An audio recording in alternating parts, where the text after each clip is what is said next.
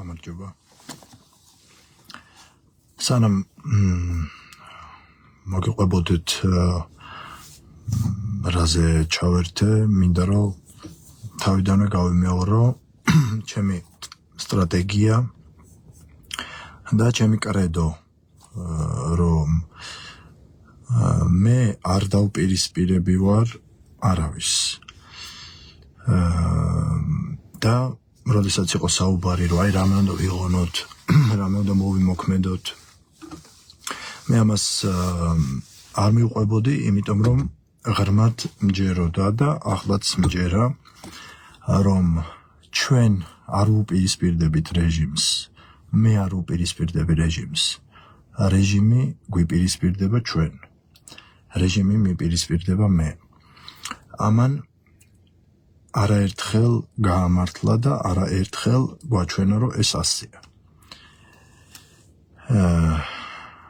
როდესაც საუბარი იყო, რომ აი როგორ ვიმოქმედოთ, როგორი აქცია გავმართოთ, მე ყოველთვის ვამბობდი, რომ მე დავიცდი რუსთაველზე და ისინი რუსთაველზეც მოვლენ.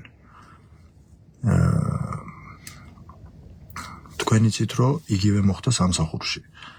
მე არასდროს პარტიული ნიშნით არ დავპირისპირები ვარ არავის, არასდროს საჯარო სამსახური არ ჩამეთია არავითარ პოლიტიკურ შეხედულებაში, მაგრამ რეპრესია მოვიდა ჩემამდე, რეჟიმის რეპრესია.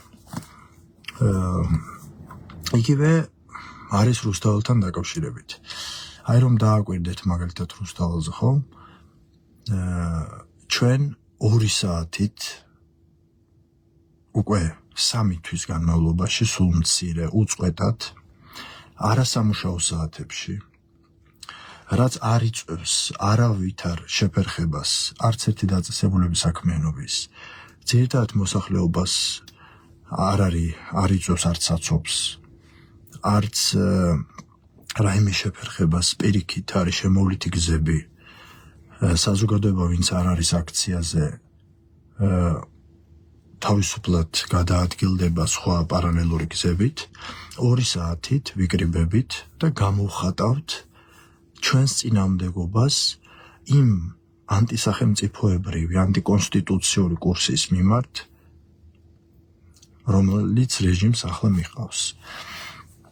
მიუხედავად ამისა, დღეს დილით მოვიდა 3 პოლიციელი, ძალიან მოგრძალებით, ერთმა გამაცნო ოქმი დაჯარიმების, ერთი იღებდა, ერთი იყო დამსწრე.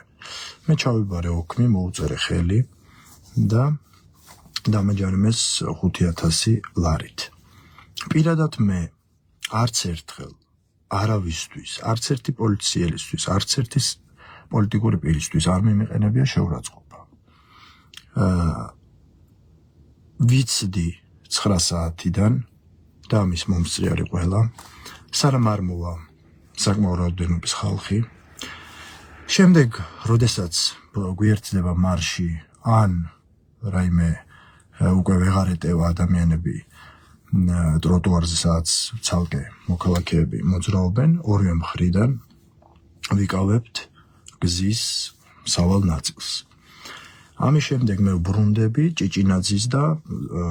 ჭიჭინაძის და რუსთაველის კვეთაზე, სადაც ყველა მიცის, რომ დგავარ ასე ვთქვათ ტროტუარზე, არა იმიტომ, რომ ავარიდო პასუხისმგებლობას და ვთქვათ არ ვიყო სოლიდარული იმ ადამიანებს, ვინც გზაზე დგას, უბრალოდ ჯერ კიდევ სანამ ამას შემოიღებდნენ ამ ჯარიმებს, ასე ვაკეთებდი. მიუხედავად ამისა, გამომიწერეს ჯარიმა 12 თებერვალს, როდესაც მე არ მიმიღია მონაწილეობა ბატონი პაატა პორჯოაძის იულებილესადმი მიძღვნილ მარში. რუსთაველზე იყო უამრავი ადამიანი, რამდენიმე მარში მოვიდა, მათ შორის იქაც იდგა ადამიანები, იდგნენ ადამიანები და გამომიწერეს ჯარიმა. ეს არის სრულიად უსამართლო ზომა პირადად ჩემს მიმართ და ამას ახორციელებს რეპრესიული რეჟიმი. მათ აქვთ ესეთი განცდა, რომ ისინი შეძლებენ, რომ ჩვენ გაგვტეხონ ფინანსურად და დაგვაშინონ. მე გეტყვით, რომ მე და ნინოს გვყავს მრავალშვილიანი ოჯახი. ეს არ არის საქმის არსებითი გარემოება და მე ამას იმიტომ არ ვამბობ, რომ ეს რაიმე შემხებლობაში არის იმ რეპრესიასთან, რომელიც სრულად უსამართლოდ მეხება ამ შემთხვევაში მე. უბრალოდ რეჟიმის ამოცანაა, რომ მე ფინანსურად გამტეხოს. ის ბრძანება, რომელიც ასე ვთქვათ, შექმნეს პარლამენტში, ეს არის საერთოდ ნიმუში უსამართლობის. არათუ სამართლებრივი საფუძველი არ აქვს ჩემს გათავისუფლებას, არამედ ლოგიკური საფუძველიც არ აქვს.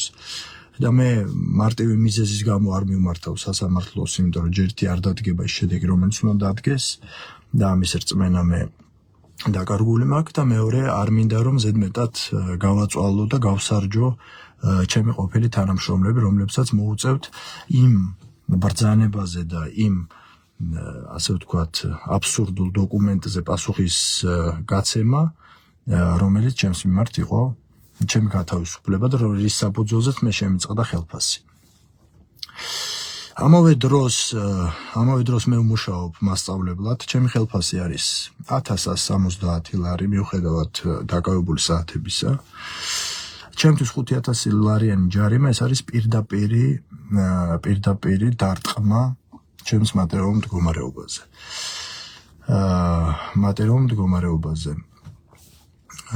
მე მივმართე ბანკს, რომ გადაევადებინათ ჩემი სესხი, უკვე მეორე კვირაა.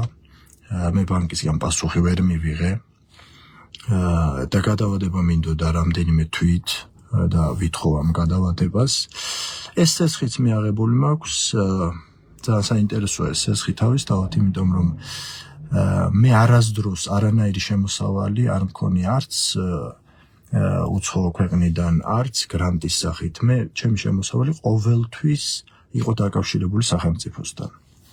ჩემი სესხიც დაკავშირებული არის სახელმწიფოსთან, იმიტომ რომ ჩვენს გვერდით ცხოვრობდა მარტოხელა ქალი, რომელიც გარდაიცვალა, რომელსაც მე ვერ ვაკადრე, რომ ასე ვთქვათ ანდერძით დაეტოვებინა ეს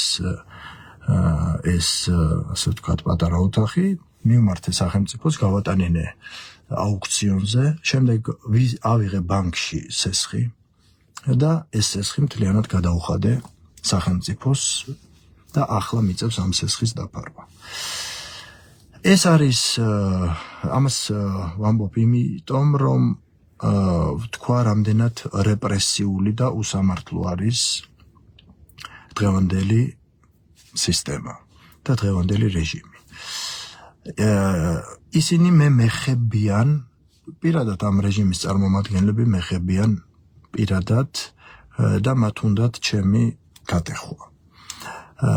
ისინი მეხებიან არასწორად, არასამართლებრივად მეხებიან, უსამართლოდ მეხებიან და მე ამისთვის არ მიმიცი არავითარი საფუძველი არც ჩემს ქმედებაში, არც ჩემს სიტყვებში არასდროს არ ყოფილა, ან ვინმე შეურაცხყოფელი, ან გაცდენილი თუნდაც რაიმე პოლიტიკურ ნორმას. მეტიც, მე პოლიტიკურათაც არ უპირისპირდები რეჟიმს, არასდროს არც ერთი პარტიის სასარგებლოდ არ დაუპირისპირები ვარ ქართულ ოცნებას, არასდროს. მე ქართულ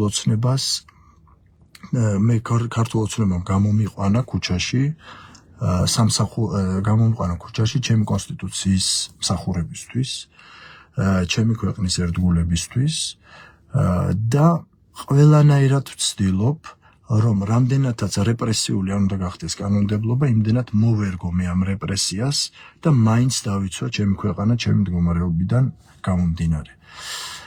ისინი უკვე მეხებიან პირადად და პრინციპში ეხებიან ჩემ ოჯახს. ისინი ოჯახს მიქცევენ, იმიტომ